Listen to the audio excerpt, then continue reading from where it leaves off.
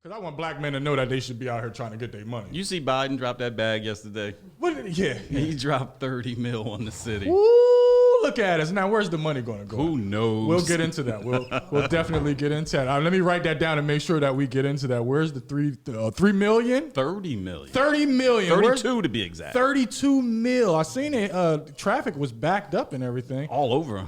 Oh, check that out. I guess we better intro the show before we get into the details. You're tuned into Reality Check with Jay Sutton, and I have my special, the illustrious Stefan Roots here with me, who's here to deliver his message, and he's entrusted me with the interview, and he's going to explain to the people why he is the man for the job of Chester City Council. Correct? Do I do that now, or we have more introduction? We'll get into it. Okay, that's part of the. I'm chomping at the bit. Yeah, no, it's all good. We'll get into it because I don't want to just hop right into that. I want to give people a little history of who you are and what you mean to the city of Chester, and like you ain't just somebody who just woke up and decided to run for city council. Like you care about the city, you're from the city, you're of the city. So we want to make sure that we get that across to the people in the interview. So I want to start with. Tell the people how we actually met, because I know it's a good story, but it's a weird story because we were on two opposite planes and then we just met. I think I met you before we met.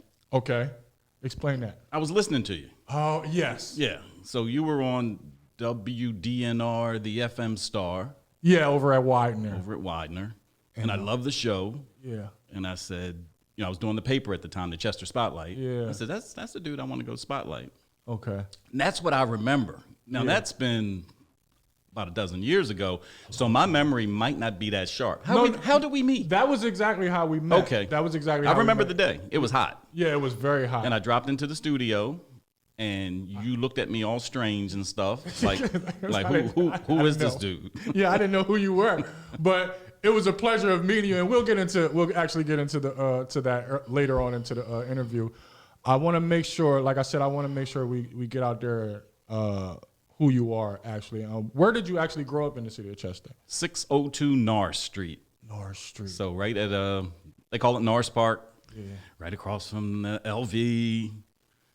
You was right across from the action, pretty much.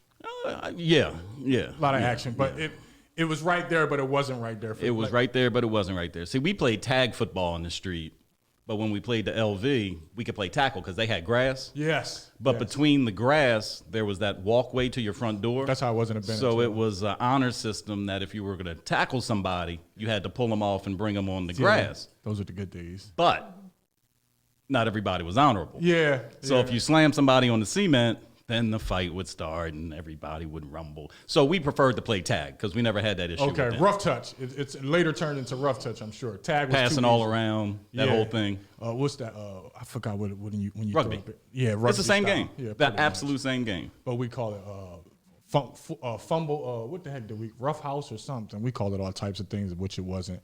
That's what I was going to ask you. I was going to ask you, like, what are some of your memories of growing up? Oh man, back in it those was days? so cool to be a kid in Chester. Yeah, it was so cool. I guess my first memory was meeting Ketty Harris. A lot of people know Ketty as like that long-time 30-year assistant coach for Chester High. Yes. What a lot of people don't know is that he was my big brother, my cousin, my everything as a kid. Word. So my dad, I'm 8 years old. My dad was walking me up to the Chester Youth for tryouts. And Chester Youth is where those houses are on top of Crozier Park now. Ketty and his father were doing the same thing.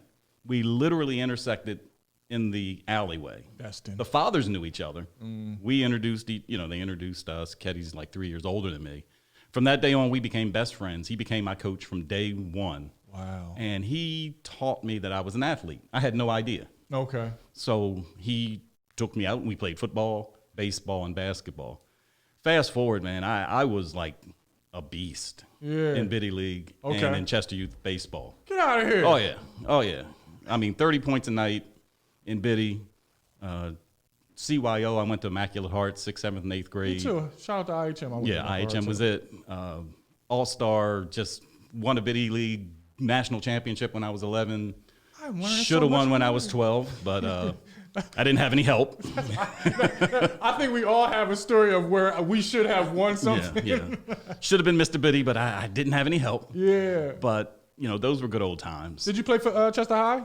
I got a scholarship out of IHM to Archmere Academy. Okay. So I played there in 9th and 10th grade, and that's when I wanted to get back home. I was like, you know what? I want to go to school with my friends. So I talked my mom and dad, and they'll let me go to Chester High. You have such a similar story. I did not want to play basketball. I was done. I was like, I had stopped growing. See, I've been this height since I was 11, like 5'9". That's the worst when you stop growing at that yeah, I can still take you down low. Yeah. But don't ask me to run the point. Yeah. I can still shoot a 3-pointer, but there was no 3-point circle back then. Okay, so I was at the wrong place at the wrong time. But I came to Chester High. I tried out for all the guys I grew up with were playing basketball. Who was the man during your time at Chester High? Hot Shot was pretty much the man. Hot Shot. I didn't know that you was going to, because I was going to ask you. Because our big history of basketball in the city, it's always somebody at that time who's the guy, and Hot Shot was your guy at that time. Darryl Fuller. Whenever people call him Hot Shot, I say, I know how he got the name. How please tell me. Do you know? No, I don't. No, okay. I don't. So you remember, like in football, they had that punt, pass, and kick competition? Yes. Well, the NBA for a couple years had a thing called Hot Shot. And they'd start in the neighborhoods, and you'd shoot from here, there, and everywhere. And as you kept going, you got to end up at where the Sixer played. It might have been the Spectrum back then. Spectrum at that time, most likely. So Hot Shot made it all the way to the Spectrum. Get out of here. So we gave him the name Hot Shot. Hot Shot. He didn't win at the Spectrum, but he's been Hot Shot ever since. You the man. You made it that far. You the man around here. As hard as we are on each other, any accomplishment that we'll give you the respect. Now we'll say something slick, but it's still respect there. Like we'll never downplay. Like, nah, you did something nobody else did. Hot Exactly. Shot. Like you Hot Shot, and you've been Hot Shot ever since. I never knew that. I played 11th grade at JV. It was the first time I ever sat the bench. Yeah. It was hard sitting the bench, but I had C. Haywood Bird as my coach, the funniest man I'd ever been around in my life. Dope. Absolutely hilarious. Did he have a big impact on your growing up at Not that at time? all. No? I was only within that 1 year. I just had so much fun sitting on the end of the bench. Like when you know you're not going to get in the game, you don't fight to get next to the coach. Yeah, you're free. So I'm at the last seat, and if there was an empty, like in between, then I'd scoot over to the next to the last guy, right? But I didn't see any time. But we went 22-0. So I said I was the #1 practice player on the squad. Oh, you the man. You helped them be undefeated. That's it. You're part of the undefeatedness. I was part of the undefeatedness. And then senior year, tried out, made the final cut, but they didn't give me a uniform. Wow. Me and Dennis Jackson, they didn't give us a suit. And Dennis was a year behind me. Yeah. So I said, Dennis, you hang in there. I quit. Yeah, I got other things to do. I can't sit on the bench holding the clipboard and still be called on the team. You look like did you get any superlatives while you were in high school? You look like a superlative guy. Steve. Well, I was voted most likely to do anything. You saw that picture, right? I knew it. Most likely to do anything, and that couldn't be more true. They saw something I didn't see in me. Yeah, that's dope when somebody sees something. And we'll get into that because this is basically how you got into running for city council is people seeing something in you that you didn't see at the time, and it took you some convincing. But we'll save that for later. I want to make sure that still kind of sore. From that, twisting your arm. They twisted. Hey man, it happens, man.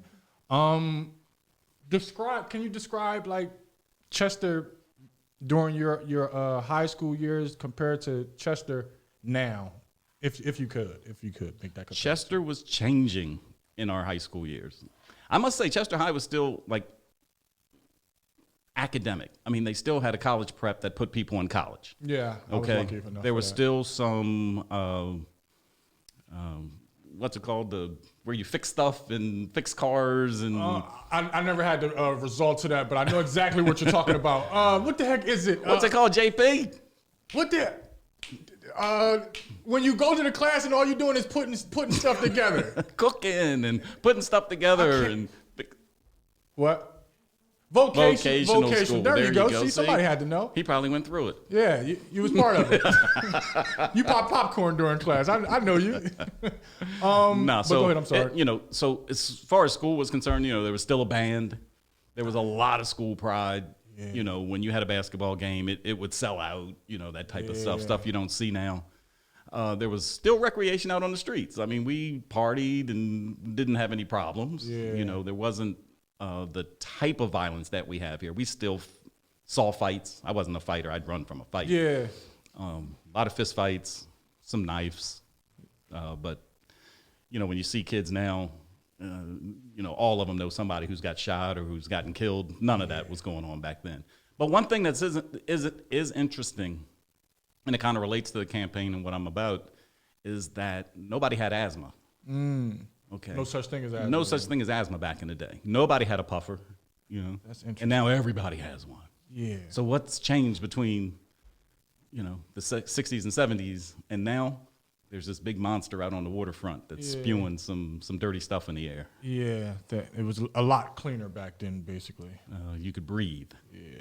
It's kind of hard breathing, right? It's hard breathing, especially in the summertime. You know, sometimes, you know, you step outside and your neck snaps, and it's that, what do they call it in biology? Involuntary muscle reaction. Yeah, can't control it. Can't control it. Where'd you go to school? Where'd you go to college at? I went to Villanova University. Yeah. You're a Nova guy. I'm a Nova guy. What'd you study there? Electrical engineering. Electrical engineering. Mm-hmm. What got you into that? A neighbor from Norris Park, a guy named Buddy Harper, James Harper. He was the same age as Ketty, so 3 years older.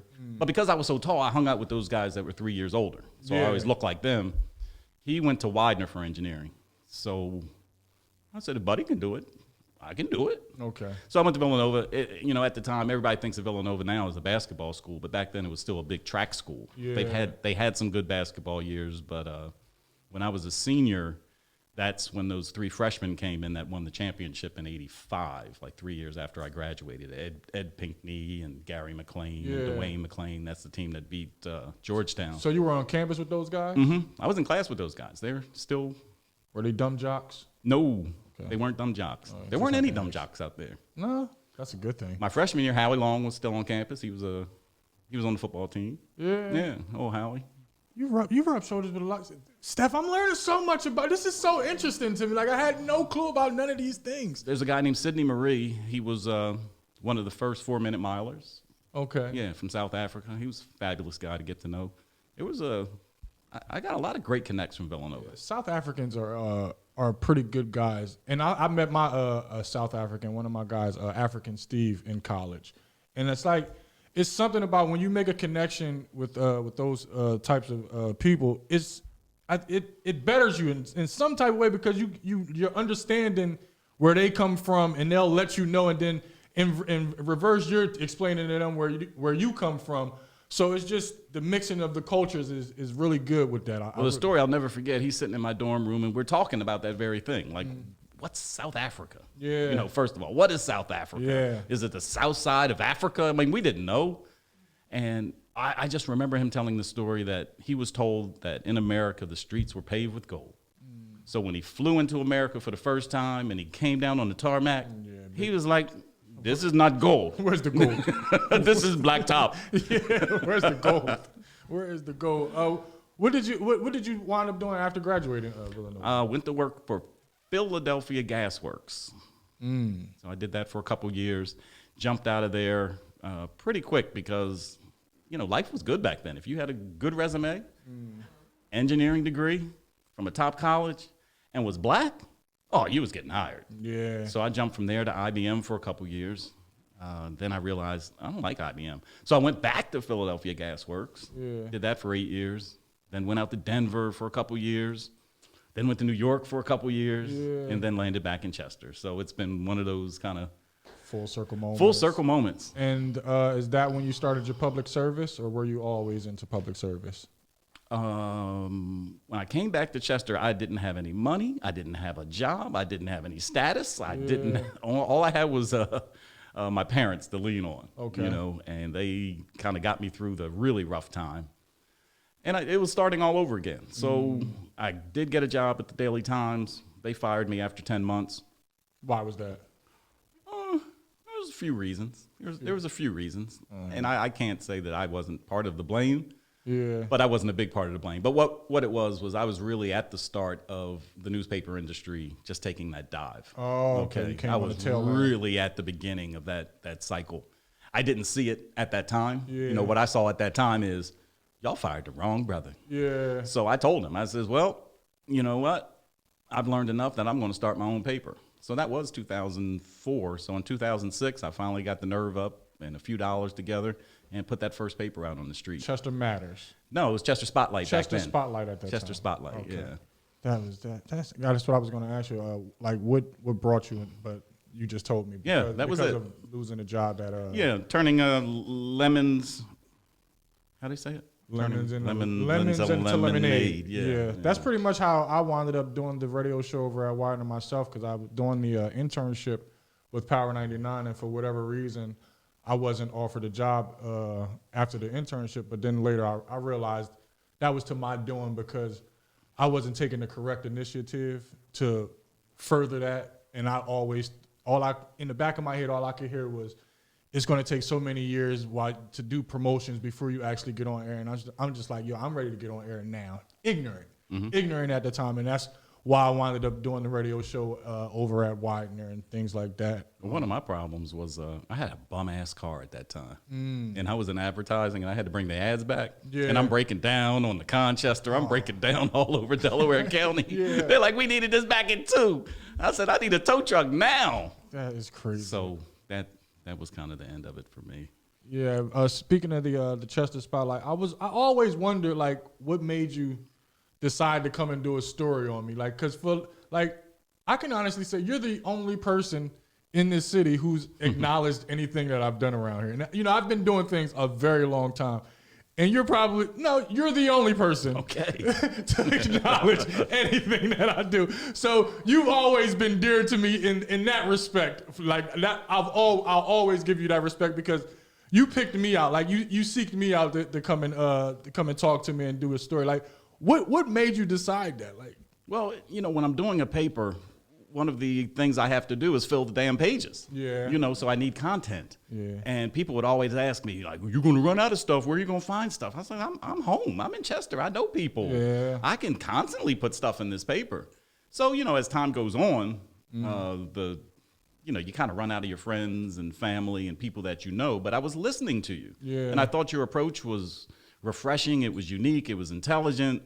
It was right up my alley. Yeah. I mean, I just clicked with your show, and Master Blaster, rest in peace, Master Blaster. rest in peace, Master Blaster. Oh, yes. man. I said, I gotta get with that Jay. Yo, come on by the studio, come on by. Yeah. You ever notice, man, when he talked to you, like, there's no way this man's on the radio. That was a mumbling brother, man. Very and then he get mumbling. on the radio, he'd be like crystal clear, Very clear. Be sharp. Yes, I don't know what it is in these microphones that made him like perform like that. He knew what he was doing. Like, you know, when you're an artist, you just know when to turn it on. Like, I need to speak clearer now. And he probably wasn't even paying attention to off mic and on mic. It's just once that light is on, you just automatically, it's time to perform. Yeah. And I've always had a love for comedy. Yeah. You know, so you were doing it at the time. There was a guy I went to school with, Rocky Wilson. Do you know Rocky at all? No. Rocky was on the circuit. He was on the local comic circuit. And, you know, I've always had maybe I can do that. But I was always doing so many other things. I really knew I couldn't dedicate my time to it. But I said, you know what? I really want to see what this is like. So Rocky, let's roll. So I rode with Rocky for about, 3 or 4 straight months, show after show after show after show, just traveling with him just to get a feel for that stand-up life. And it didn't take long for me to realize I don't like the stand-up life. Yeah. And even every now and then when I feel humorous and, you know, Facebook is sort of my outlet for letting out my funnies. Yeah. People are like, oh, you should go on, you should be stand-up ain't my thing. A lot of people talk to me about doing stand-up, and they like, should I do it or should I try? I always tell people, if you think that you want to do it, try it. The only way you're going to know if you want to do it or can't do it is by trying it. You'll know when you get up there, the feeling you get, you'll know, oh, this ain't for me, or I love this. Yeah, I did a couple open mics, and, you know, I'd say Mensa. Yeah. You know, some of them were good. Some of them were like, why am I even standing up here? You know? I have those nights, and I've been doing it for however long. It's just some nights. But seeing Rocky do it, man, I was like, I want to meet this Rocky guy. Oh, he's down in North Carolina now. Now, how do they rate him? Like, if there's 3 comics, there's that first guy, there's that second guy, there's the headliner. Yeah. What's the second guy name? They got a name for that. Basically, not the opener. He's the You don't ask me.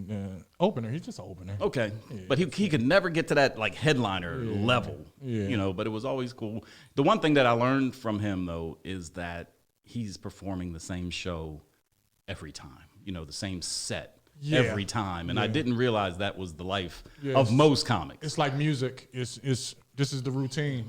Every now and then he might sneak something in, pull something out, but you know, after listening to that, like I could tell his jokes better than he could. Yeah, during that time, it's law that you have a tight 5, a tight 7 that you know is going to be tight, and you're normally using that to perform or do auditions and things like that. So that's his routine. Mm-hmm. Eventually, you'll start adding to the routine or taking things out of the routine and just trying new stuff up there. But back in those days, you just had to have a routine. It was mainly about a routine. It wasn't about you just doing stuff off of the cuff. And like, what's your routine? Yeah. That's what we paying you for. Now get out there and do that. Mm-hmm. Pretty That's much what it was. Okay, that's good. I like that. Now I want to get into your run for city council for 2020. Yeah, 2021. 2021. What exactly is the job of the city councilman? There's 4 city councilmen in the city. Okay. And unlike most cities where city council people have a councilmatic district, in this city, they run the whole city. But they have a department that they run for the whole city. So there's 4 departments that council people are responsible for. One of them is streets, the streets department. So that could be trash collection, plowing, potholes, that whole bit. Okay. There's public safety, and that is not police, but that's fire and pretty much the health department. There's finance. Please don't put me in finance. Right. There's finance, and then there's Parks and Rec. Okay. Just like the TV show. Yeah. Just like the TV show. So those are the 4 areas. The mayor gets to choose who is heading which department. Who's hitting these things now? It's so funny you should ask because it's lost on a lot of people. First of all, who are our city council people and what departments do they have? Yeah. So Portia West is streets, Al Jacobs is public safety, Liz Williams is park and rec, and William Morgan is finance. Are these people from Chester? Yes. Okay. Are they doing a good job? Are they doing a job? Or? I'm not here to judge the job that they're doing. Okay. Do you think they could be doing a better job at the job? Look around. Cause I don't know none of these people that you just named, and it's not like I run into them at the bars or the stores and everything. Like I do run into our mayors frequently at bars, but it's never. When did you no longer become the mayor of Chester? I'm still the mayor. Okay. I just don't handle politics. Okay. I don't deal with politics. I'm on the street level. I've always known you to be the mayor, and thought we'd talk about that a little bit. But Yeah. if that's all you want to share with us. No. My moniker was just it started as a moniker, and people started accepting it and actually started calling me the mayor of Chester.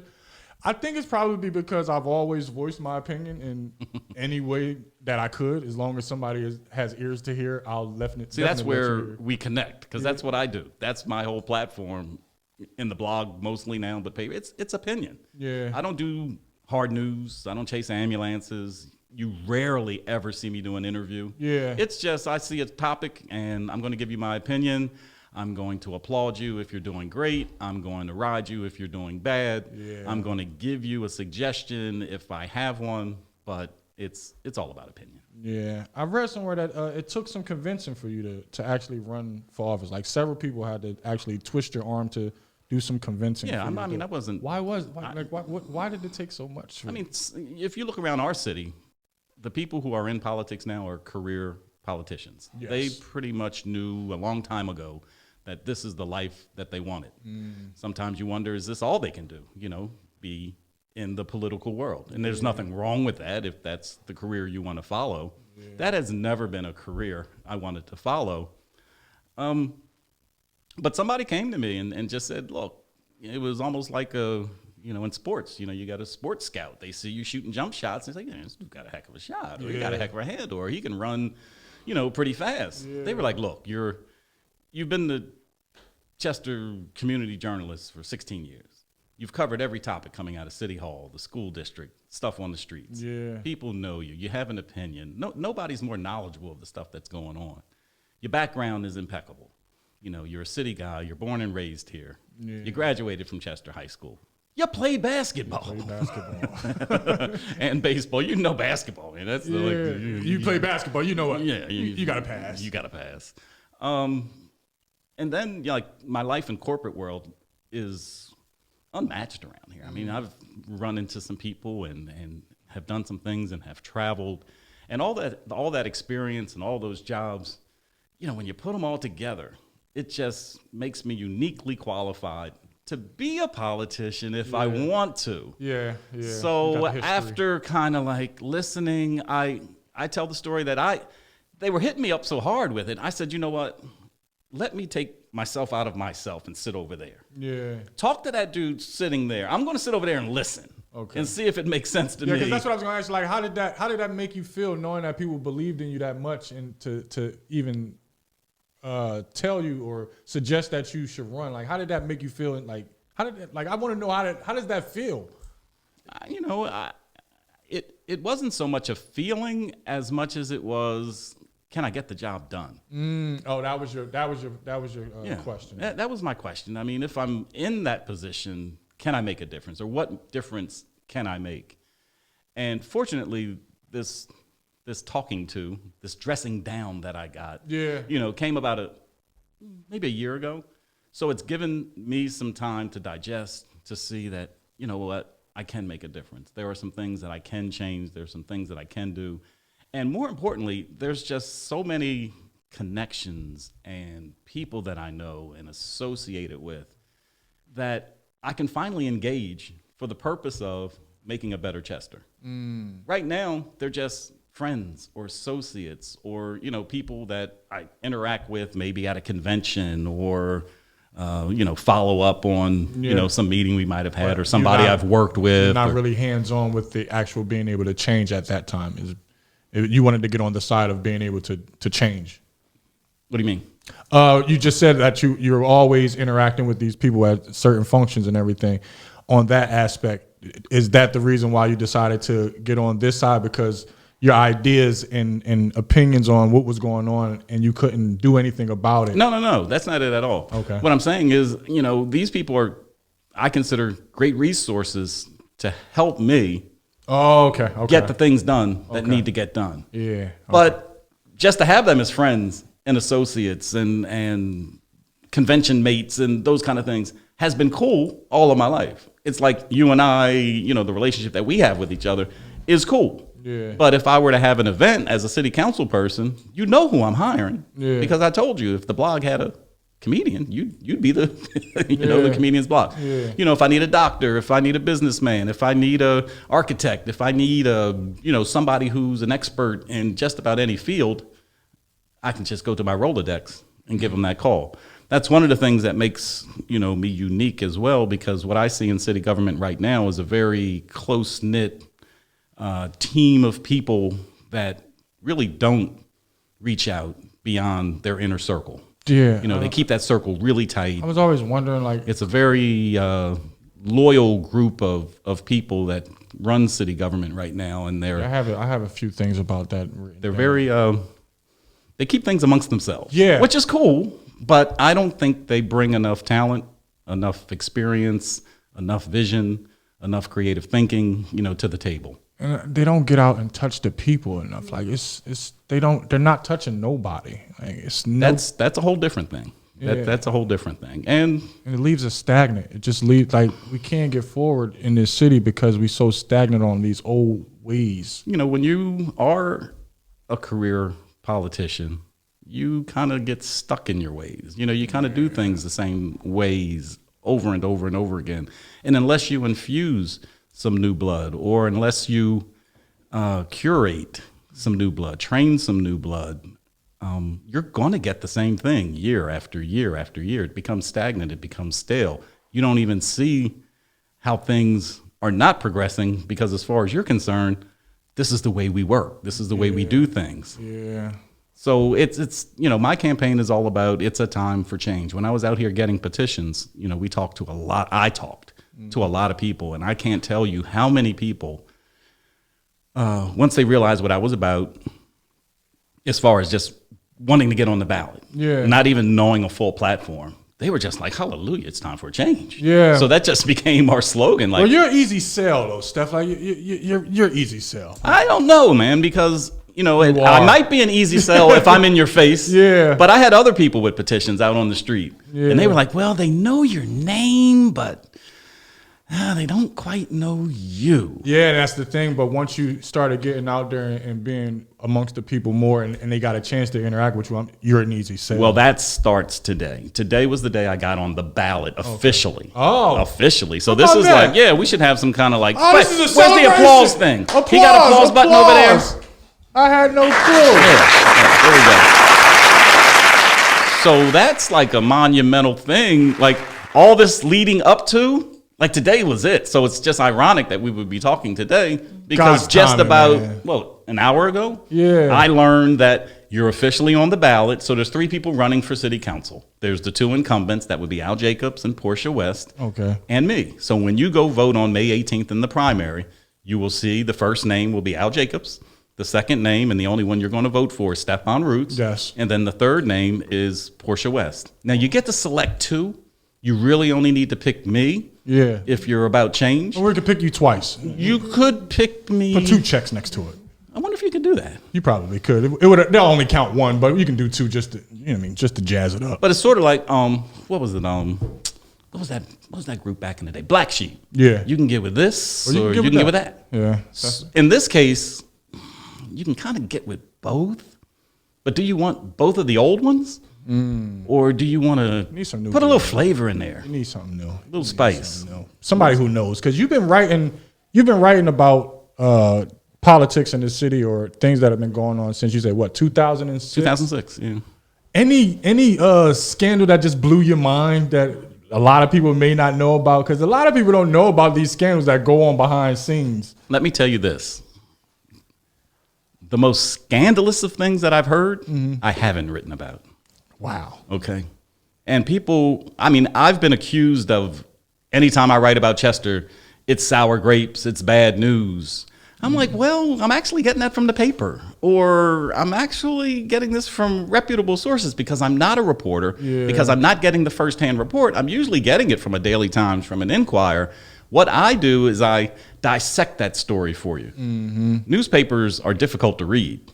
Yeah. And a lot of people aren't reading newspapers. People can't comprehend it. Well, they're not reading, period. Yeah. So what I do is, hey, there's a story on Chester. What's it saying? Blah, blah, blah, blah, blah, blah, blah, blah. Oh, here's the hot point right here. This is what you guys need to know is in that story. And between 300 to 400 words, I'm going to write your blog post so you can clearly understand what's going on. You don't even have to go to that paper because I've given you the hot topic. But there's some things that I've heard that I wouldn't dare write about because what's tricky in this town is that we know everybody. And I have respect for the people who are in these jobs. And I don't want to compromise them like that. Right. So they really think I'm the bad guy, but I could be a lot worse. You're the good guy, but be a good enough guy to pass me those stories, and I'll talk about them on the Jay Sutton I got show your number. For I got sure. your number. And I won't reveal my source. How about that? But the most scandalous stories are coming out now. I mean, what's happening in current day Chester is really is really deep. It's when I came back, because me being away for 3 years and then I'm coming back. But before it's things going around. Like before I left, I was saying like the city is not for the people anymore. It's about getting their money and stuffing their own pockets. Because anytime you can just hop up and pop up a casino here, a prison there, a stadium down there, but nobody in the city is benefiting from any of these things. Okay, we may get jobs, but then it's families. That's what I'm saying. That's why I said may. We may get a job or two, but if we don't, then a lot of the families around here are suffering because they're running to the casino and spending money down there, and it just don't make no sense to me. There's nothing going back into the city for the kids. They shut down the only main basketball court in the city is shut down because of alleged bridge construction. Which one are you talking about? 7th Street. 7th Street has been closed for 4 to 5 years now because they're fixing the bridge, supposedly. And I just don't understand, like, that's why all of these kids are stuck doing nothing around here and turn into violence and drug, because they're trying to leave them in their own area and they don't get outside to do anything different. It's designed, it just seems like it's designed for us to fail around here. I would love to see more recreation in this town. I think we can do that. I think every, I won't say neighborhood, but at least surrounding community could at least have a community center in some building somewhere. There's a lot of churches in this town that don't open their doors other than Sundays.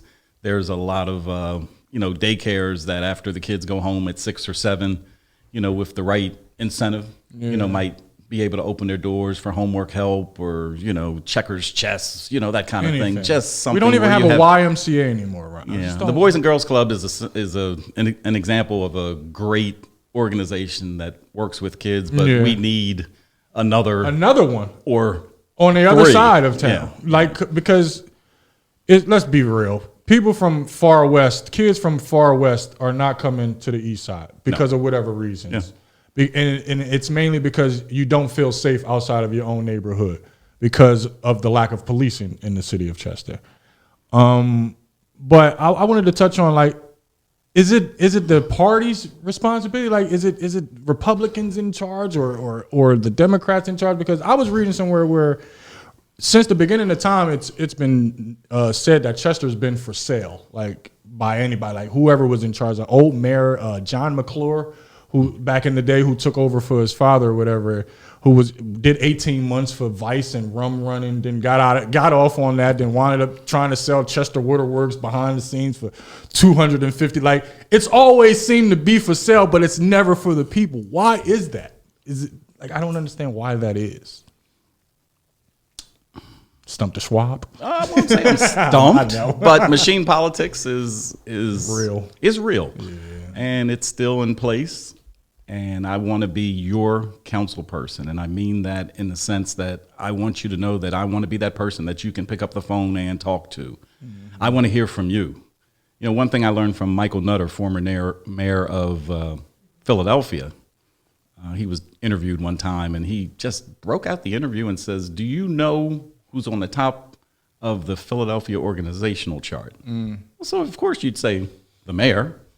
He said, no, the people. The people are at the top of the chart.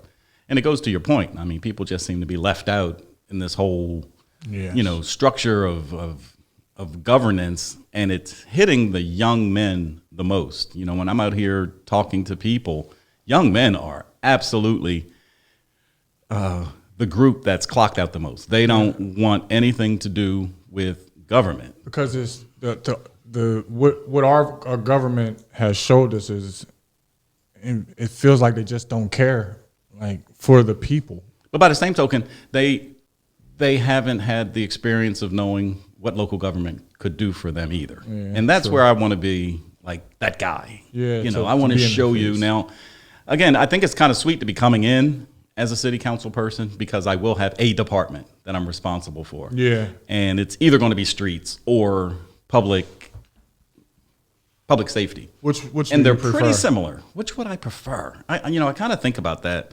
I don't know.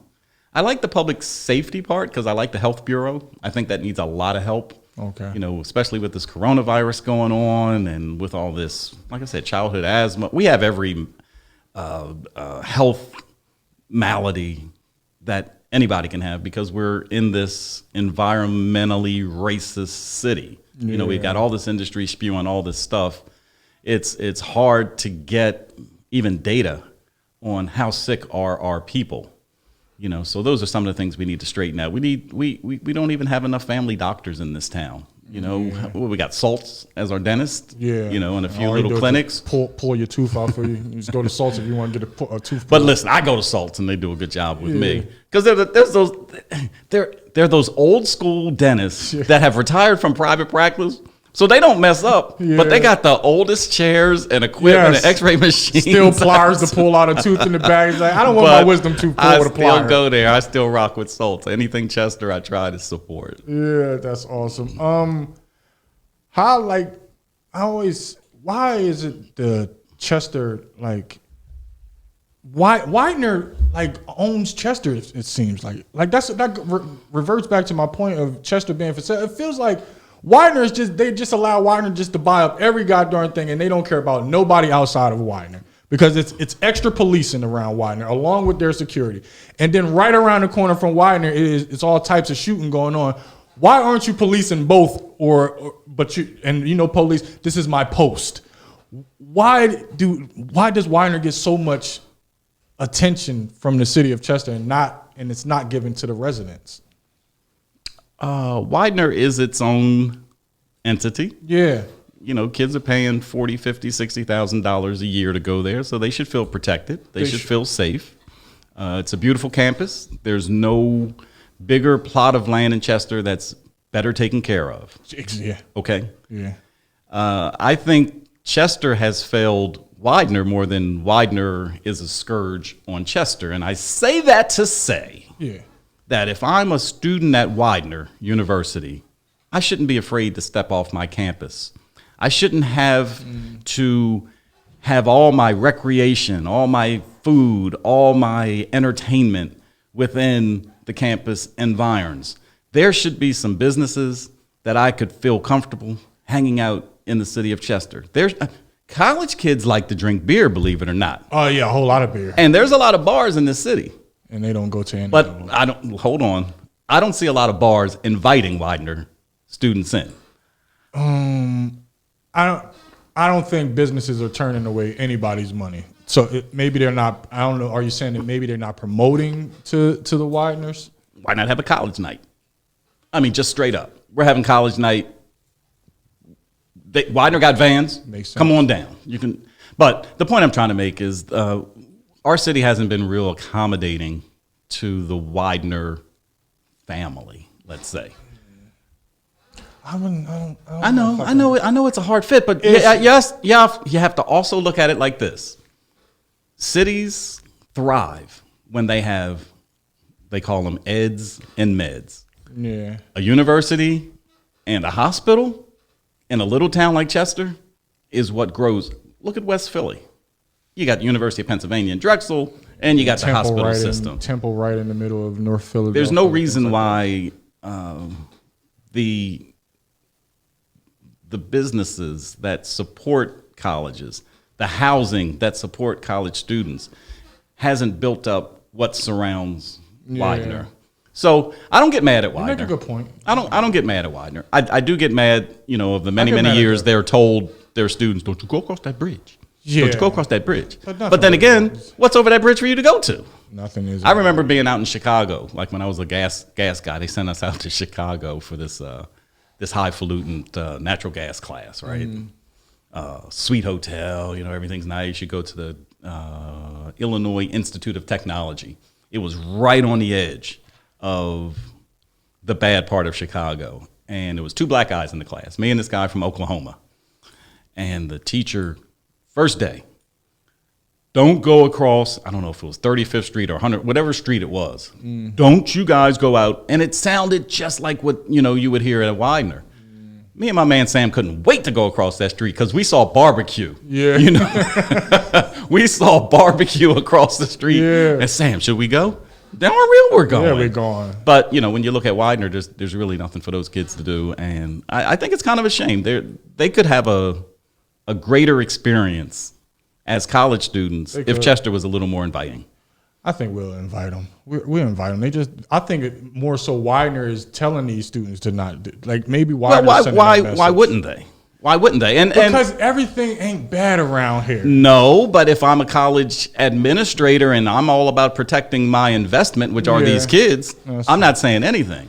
Yeah, but if I wanted to go on campus and the way to do it, if you're a community person and you want to get through to Widener, you got to get right to the students.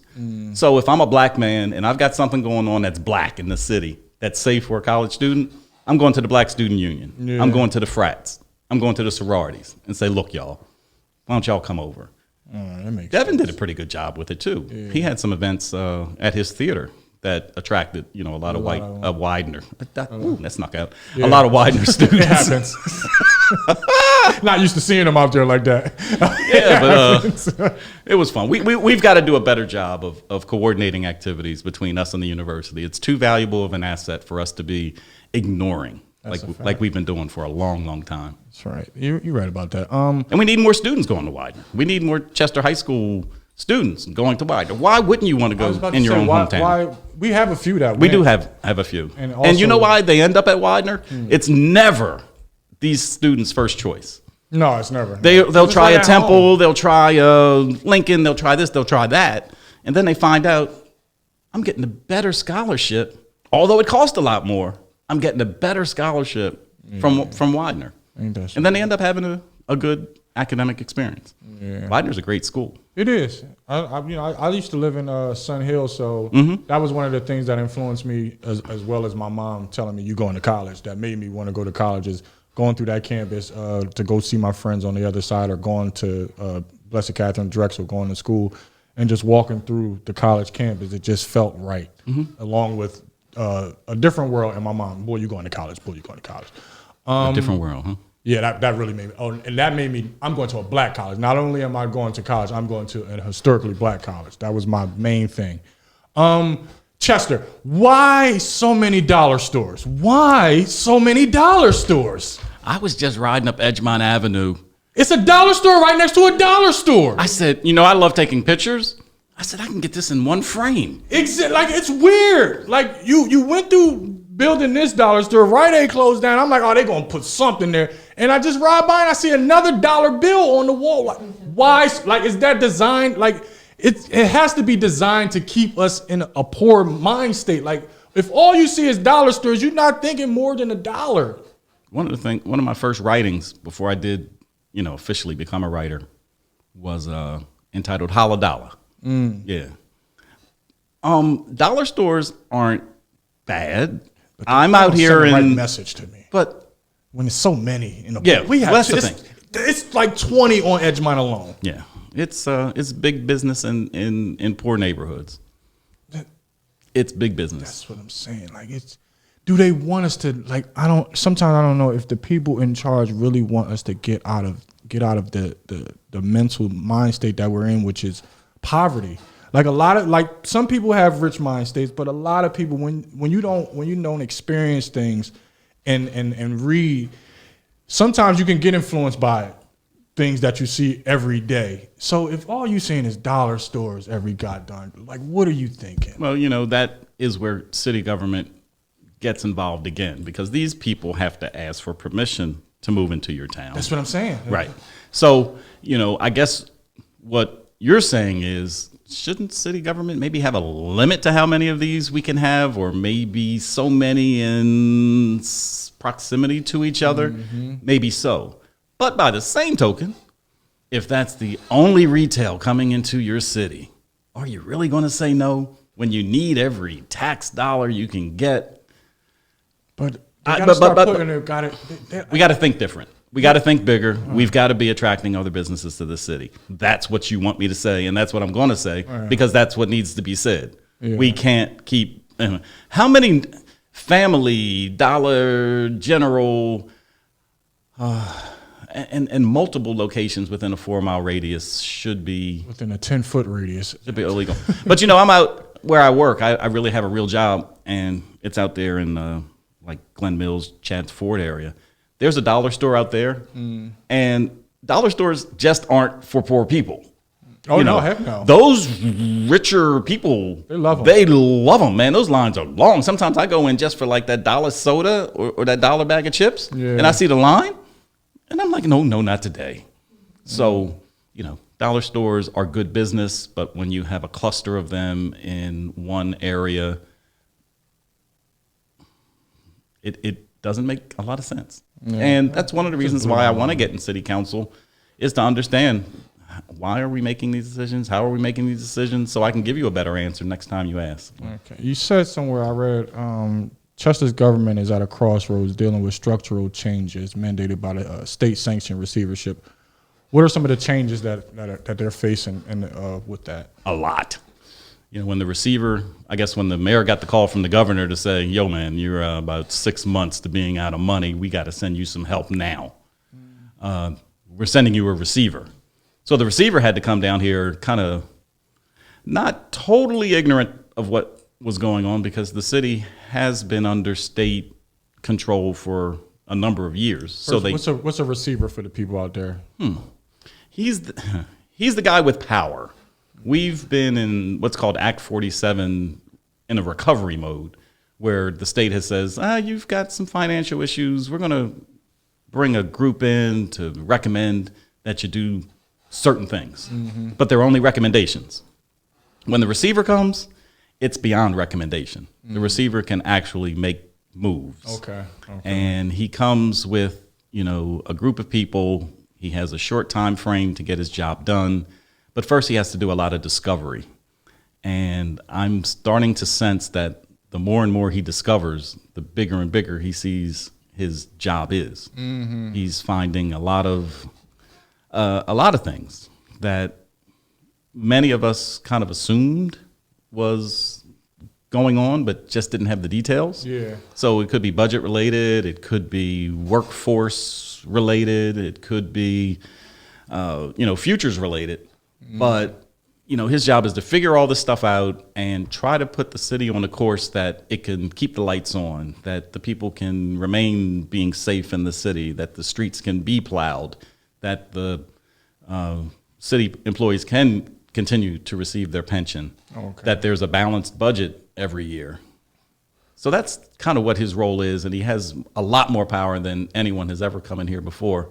Receivership itself, as he explained, is pretty much the equivalent of bankruptcy without being there yet. Mm. So he's trying to get us not over that bankruptcy line. Okay. But if it's going to take bankruptcy to kind of clean things out and start over again, that's what he may have to do, and that won't be pretty.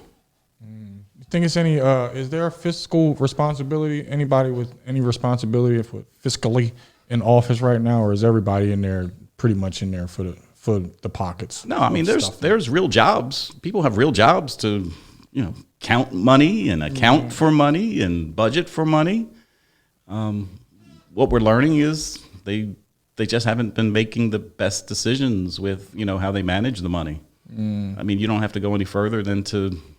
That's what I'm saying. That's why it's been public that audits pretty much say here's how we spent our money, and you would think that report would come pretty much at the end of the year or soon after the next year, and we've been kind of behind on those audits by not a year, but sometimes 2 and 3 years for 8 or 9 years in a row. Yeah. So it's like, how serious are we about really looking at every penny and dime that the city is working with? And that's really one of the biggest issues that we have is if you don't know where you are, how are you going to get out the mess you're in? Yeah, how do we get those resources? How do we get to make the city a little bit better? I'm not saying the resources we have aren't good. I'm going to say that they certainly aren't managed well. So I think it's really a management system that probably needs more work, a little more like policy and procedure and structure, and maybe less friends managing each other and more people who just will put the hammer down to say we got to get this job done, that we meet deadlines, that we meet objectives.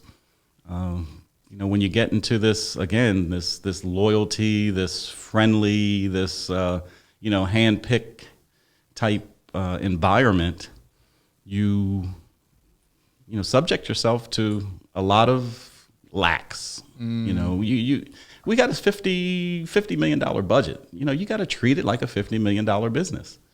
When so many people have never been in business, you don't have that skill set, that sense of urgency, that history of managing big money and big budgets. Yeah.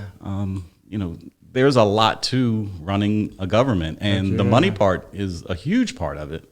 So I don't know if the people in place are bad at what they're doing, or they're just not being guided into doing the right thing. Yeah, that'll There's a lot of accountability that this receiver is showing us is kind of slacking. And to his credit, he's identifying it every month. He has an update, public update. It's maybe no more than 10, 15 minutes. Oh, that's he good. tells you where he is.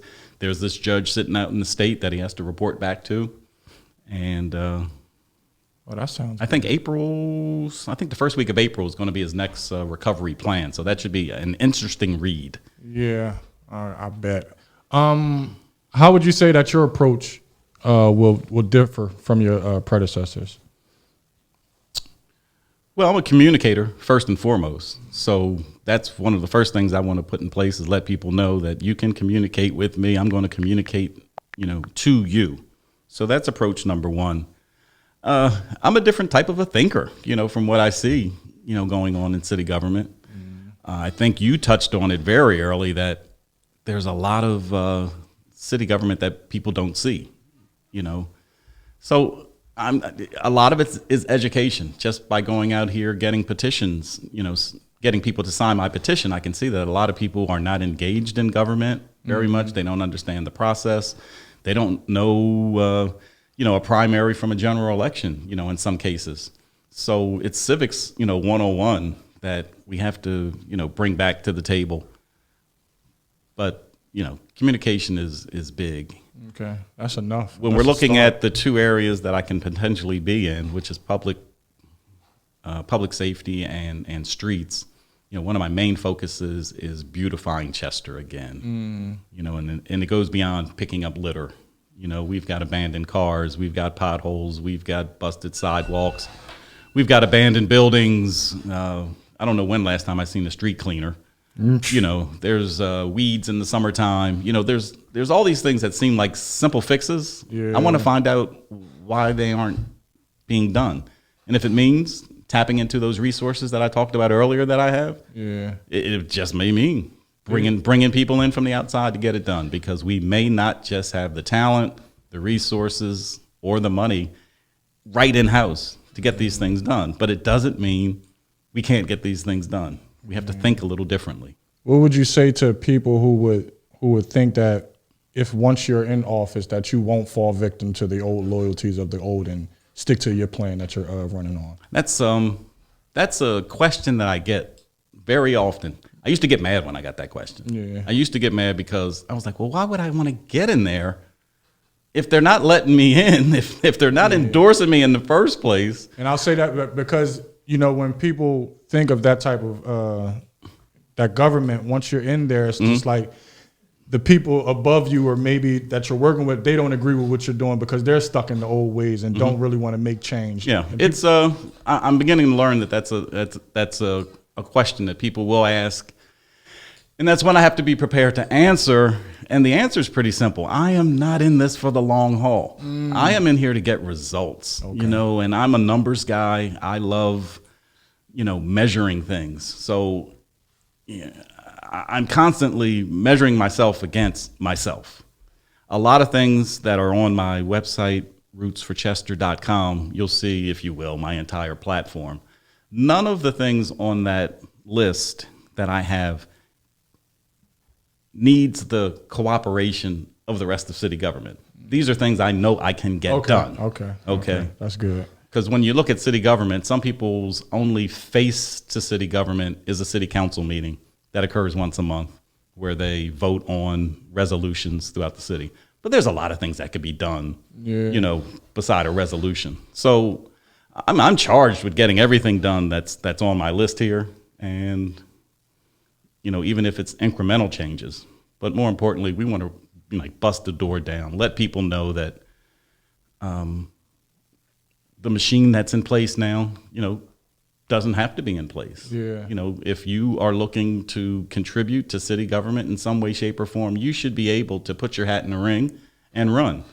Will I win? I don't know. It's up to you guys. Yeah. Whether I win or not. Do you want change? It's up to you. Or if you want things to stay the way they are, just go out there and vote for the same old people, or don't vote at all. You'll get the same thing. You get the same results. You'll get the same results. But if you want to give this guy a try to go in there and make a difference, and you want to help him out, hey, I'm your dude. Yep, I'm going to continue to say, I want to be your city councilman. That's good.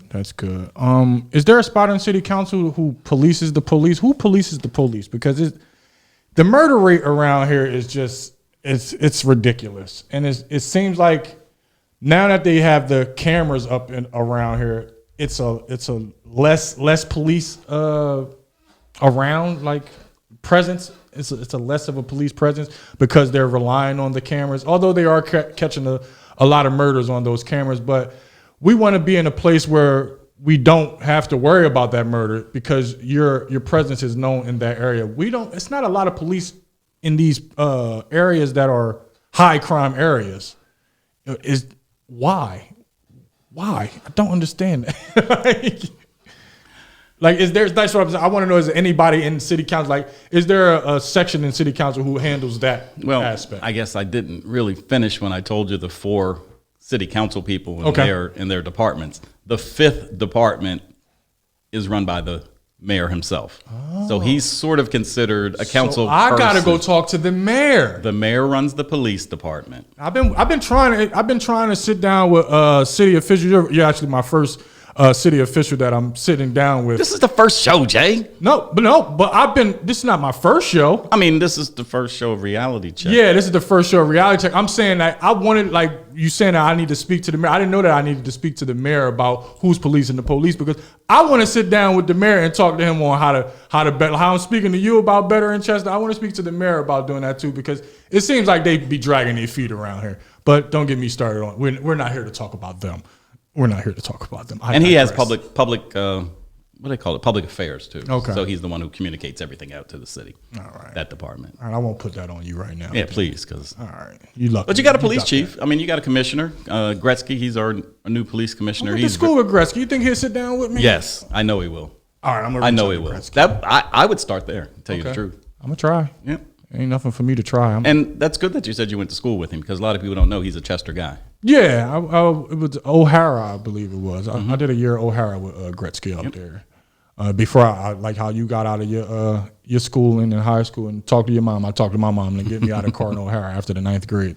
You just did 1 year. Yeah, I did 1 year. Okay. I couldn't do it. Like, this is not for me. This is just too strict. I could have hung in there at Archmere, but I was like, I'm working too hard to be in high school. Yes. It's too much. It's like, this is high school. What are we demerits? What are we talking here? It's like, Mom, we don't need to pay this money, but whatever. Whatever. It's another story for another time. The people are a lot of the people, the residents are disgusted and don't trust the election process. So they don't really participate in it. What would you tell those people of why they should participate? Why they should be involved? Well, you said a couple things there. People don't trust it. What are you saying? What don't they trust about the election process? People don't think that their vote counts. For the most part, they think they're going to put anybody in office that they choose to put in the office. Well, if you talk about the city of Chester, I can understand that sentiment, because this is one of the first times the administration has been challenged. They usually have their own candidates that they handpick. In the last few elections, they've gone without an opponent. So when you go to the polls, you're picking the same team all the time. So if an election is truly a contest between one idea, one school of thought, one party against another, you don't have that here. Yeah. So why not just clock out? It's going to happen, anyway. If a person just gets one vote, he's in. Okay. But suppose a elected official put this on somebody. Hey, you having a problem out there with a neighbor, a police officer, a trash man, and you're coming to me, but you didn't vote? Don't make no sense. You don't participate in the process. Why should I help you? So I would want people to cast their vote just so they can say, I'm a part of this process. Have an opinion. You can't have an opinion if you don't vote. That's always been my thing. Like, I don't care about your opinion if you're not trying to better it. Like, if you didn't vote, keep your thought to yourself. But there's another thing to this, and it's something that's really important. There's a lot of registered voters in this city, and it's not because people woke up one day and say, I want to register to vote. When you get your driver's license, it's right there, so you become registered. A lot of people are registered almost by default. So that means you can get up and go vote. People look at these numbers, man. Out in the county, in the state, they're looking around. They're like, well, if I'm a candidate from outside of Chester City, and it's time for me to run for office, congressperson, county council, state senator. And I look at how many votes I get out of Chester. Oh, there's only 2,000 that last election. They can't help me. Why would I want to go down there? In fact, after I'm elected, why would I want to go down there? They don't know me. They don't care about me. It's really important if people just came out and vote. If the numbers in Chester increased, our respect would increase amongst all of government because they know That makes sense. that if I want to win this next election and I can get those people down in Chester who come out in great numbers and vote for me, let me go down there and shake some hands and let them know what I can do for them. But when they continue to see the dismal turnout that we have in Chester, they continue to not show up. So how do you convince the people that there are actually viable options to the current establishment in the politics around here? Well, you got to get in and make a difference. So, to do it at this point, it's a challenge, and it's just like the question you asked. Well, how do I know you're going to be any different than the one that already got in there? Yeah. Well, get me in there. I hope I didn't sound like that, by the way, but go ahead. I'm messing with you. R.I.P. Master Blaster. No, but get me in there. You'll see some action. You'll see something going on, and then you'll know that government can make some difference. Can make a difference. There's a lot that we can do as public officials that can touch people. That's what we're all about. We're in place for people, for the people that we represent. It's tough right now. I've got to try to attract some young people who are out of the process. I've got to try to attract people who are maybe of another party. Remember, we used to be Republican for a very, very long time. There's a bunch of people who never changed their registration. I got to talk to those people and let them know, hey, vote for me now in the primary, because you can vote for me. Well, you can vote for me in the general, but it all matters May 18th. Right. Yeah, May 18th. Okay, so vote for me. Then you got your change agent in place. There's the people who always vote. We call them the super voters. The people who have got their mail-in ballots every year. The people who come out every year. Hey, you're going to see a new name on the ballot. You actually get a choice this time. Yeah. But it's up to me in this next 60 days to get in those faces. Like you said, they've got to get to know me. They've got to ask the questions. I can't answer any question unless you ask it. Yeah, pretty much. So I just want you to know I'm available. Rootsforchester.com. You absolutely have to go there. Check out the website. You're going to be seeing me on Facebook. You're going to be seeing me on CMP radio a whole lot. You're going to get mail. You're going to get phone calls. What you're going to get this year, Jay, is a campaign. Yeah, that's what I was going to ask. Chester hasn't seen a campaign in a very long time. Campaigning in Chester means 2 weeks before the election, we put out 50 signs. We knock on a couple hundred doors. If you're not home, we'll just leave a flyer. And that's the extent of it. But the extent of it only goes that deep because you never have a choice. This year, you've got a choice. So this is new ground we're rolling on right now. I'm not used to seeing this. What you're doing is definitely different for around here, and it's not like we don't actually have the outlets or didn't have the outlets, because I believe we still have the public access channel around here. Do they utilize that in any way to get the message out of town meetings and things of such like that? Well, in their way, they do. They run that PowerPoint. Yeah, that's slideshow with the porn music on top of it. Nobody pays attention. Nobody really pays attention to that. So that's, when I talk about communicating to the people, I really would love to get control of that, because we got people like that guy behind the glass. Shout out to Pierre. Pierre could light that channel up. We got Amanda and her video production Vision Pros. We got a lot of guys in town who do video. We could have a lot of programming that does the very same thing that station does now. They do have the announcements in the PowerPoint format, but wouldn't it be better if Jay's voice was saying, We're doing community cleanup tomorrow, from 5 to 7 at Deshawn Park. Come on out with your shovel, your broom. We're going to supply water and Fatso's Donuts. People would respond to that. People don't even turn to that channel anymore. No, I'm sure. I don't But even know what channel it is. It's free. Why aren't we doing something with it? Somebody approached me a while ago about doing this. Is before I moved. They were saying something about trying to get a show down there on there. But I had moved away, so it became a thing of the past. But it's not just this administration. That station has been underutilized ever since it's been put in place. Yeah, I really didn't. I didn't know too much about it. The school district has one too, and it's same format. Just it's too much talent around here for it to not be filled the way it should be. Well, that and who in their right mind is going to pick up their remote with 500 channels and turn to that channel in their easy chair. You got to put the right people on that channel. You got to have the right program. No, I'm saying in its current format, though. Nobody, not in the current format. Yeah, in its current format. Well, who's ever in charge, they can reach out to me and we can make some changes over there real quick. That guy over there. Yeah, we got to find out who. You know what that guy did? With this pandemic thing, city council meetings are online now. Yeah. And for the first few, you couldn't hear them. They were just up there like doing this. Yeah. And I was like, okay, the first time you didn't get the sound right. And I did a little blog post that says, I see you well. I just can't hear you. And then it happened again and then again. I was like, they ain't even trying. And then somebody from Harrisburg said, there's this thing called the Sunshine Law. Like, you can't have these meetings people can't hear. And then I heard that guy went down there and fixed it. Is that true, JP? See? You're always doing something. You're always doing something. All up in City Hall. Wait, we can't hear you. just like a city council meeting. Yeah, just like a city council meeting. When did you realize that it was your turn to actually lead the charge to bring Chester to where we need Chester to be at? When did I know it was I'm still learning, man. It's still a day by day thing.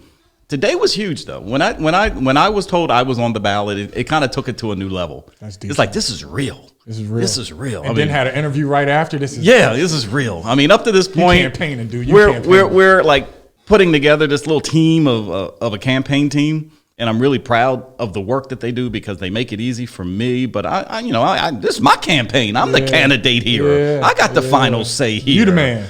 And every now and then I find myself flexing my muscle, and then other times I'm just laid back listening to them talk.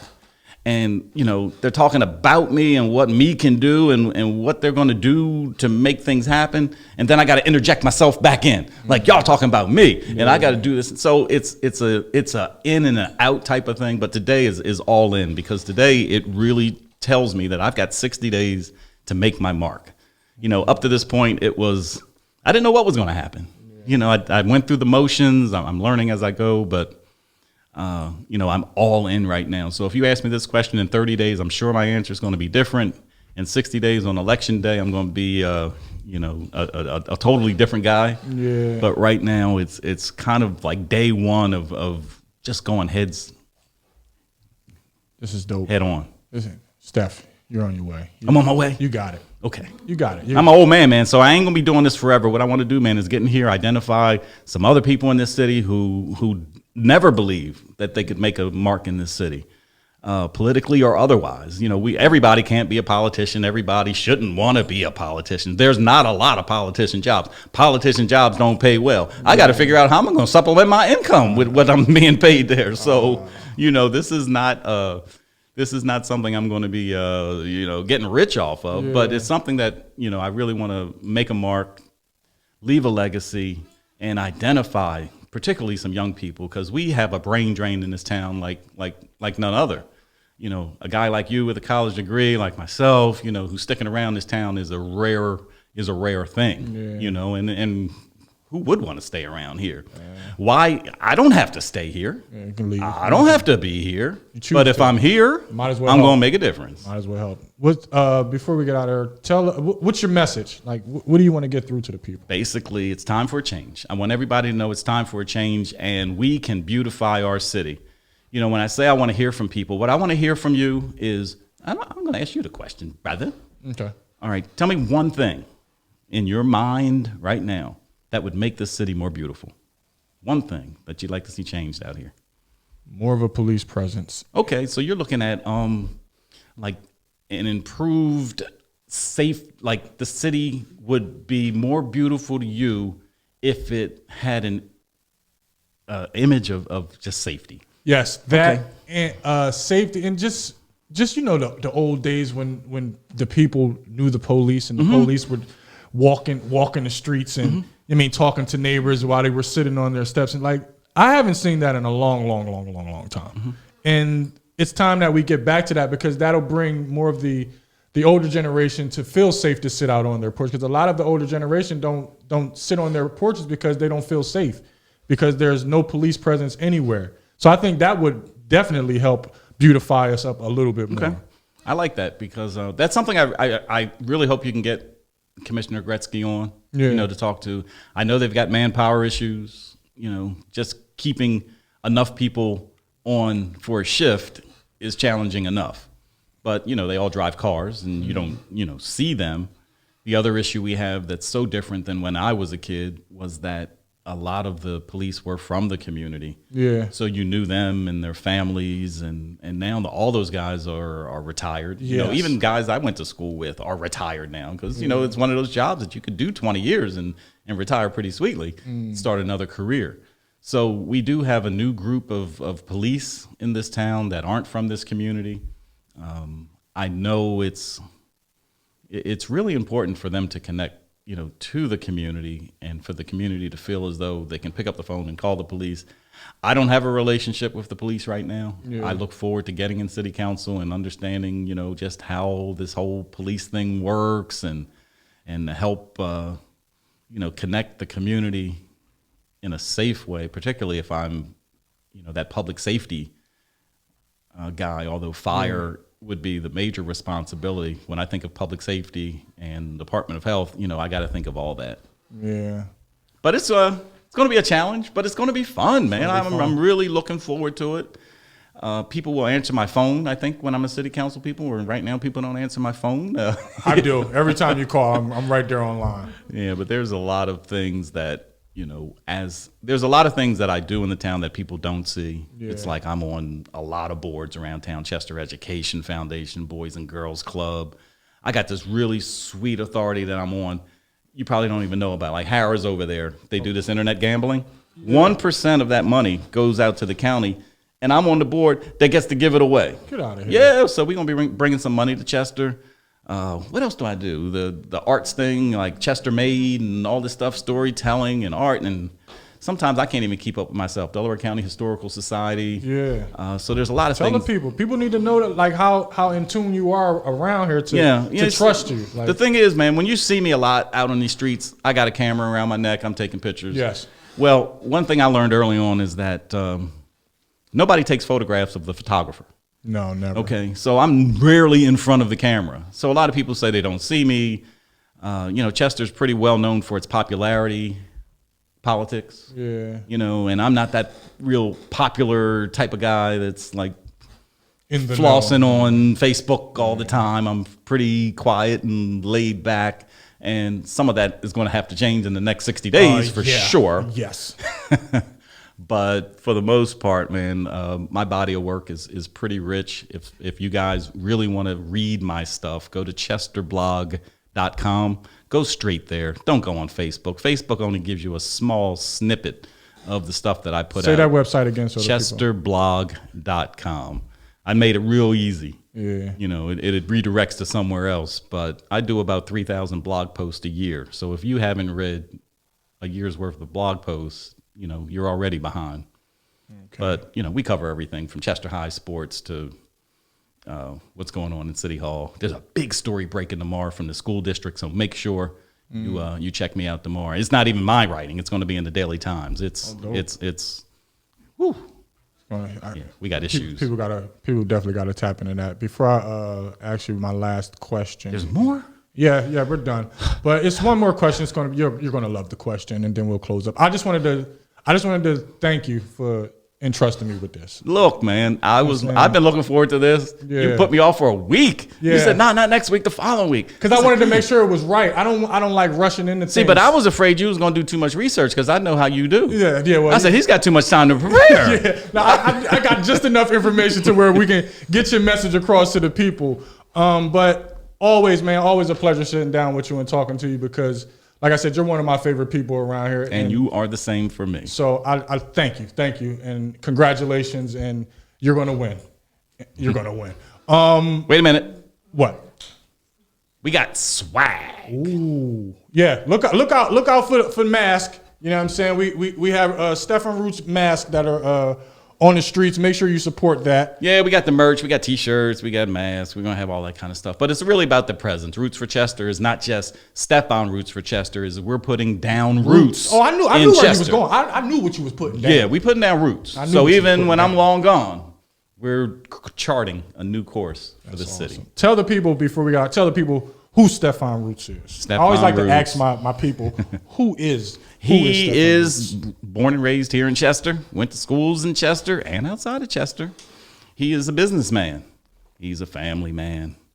He is that guy who is running for Chester City Council 2021. You got to get out here and vote on May 18th. That's the primary. The primary is all that counts in this town because in November, there will be no opposite party. The Republicans don't have any candidates. So it's the two people that you're going to select on May 18th that will be your council people. It won't be until January when we get inaugurated, so we get a long layoff. Yeah. There's going to be 3 people on the ballot. The only one you really want to vote for is me. Yes. But because you get to choose another one, you have to pick between Al Jacobs and Portia West. But you don't have to choose any of them two. You can just choose one. They say as many as 2. Yeah. You can just choose me. I'll be the second one. Roots. Two checks next to Roots. Yeah, you can do 2 checks. You can do one on the left and one on the right. You can also request your mail-in ballot now. I would recommend you go to rootsforchester.com. Rootsforchester.com. At the very top of the page, it says vote. You hit that button. You can register to vote. You can find out where your polling place is. It takes you right to the county site. And that's also where people can follow the movement, tell people how they can get in contact with you so they can be a part of the movement. That would be the place. Just go right there. Just go right there. Rootsforchester.com. And if you got a couple dollars, you can donate to the campaign. $25 will go a long way. When street signs only cost maybe $3 or $4, we'll put one in your yard.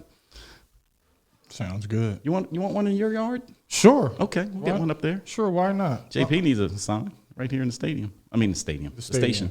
We're going to talk about it. I'm going to get down that stadium. They're going to find a way to get me in that stadium. Thank you. Thank you. Thank you, man. This has been a pleasure. This has been the first installment of the Reality Check series, interviews with Jay Sutton. And I think this was a good kickoff. This was a really good kickoff. So make sure y'all get down with Roots for Chester and follow the movement and help out in any way that you can because he is the man for the job and he is for the people. This has been an episode that you won't want to miss. And the Jay Sutton Show is the best show. Ooh, I like that. It's the best show. I like that. Make sure every week I look forward to that. You always get like your highlights when you shout me out of something that stuck out to you in the show. It always makes me go and chop that up because I know if you found it funny or it touched you in that way, I can just chop that little segment up and put it up as well as on the YouTube page. You know what I thought you'd ask? Our affinity for like crazy comedy TV. Yes, we do. We do. We got that weird Ted sense of Lasso humor. and Yo, Ted Lasso. We got to talk about Ted Lasso. that's for a whole nother day. Make sure y'all go to my YouTube page, Jay Sutton, Jay the Kid 1. Please subscribe. Also visit my website, jsuttoncomedy.com. We'll be in contact. Shout out to Pierre. This has been an episode on cmpradio.net. Make sure y'all follow the movement. Peace out till we see y'all again.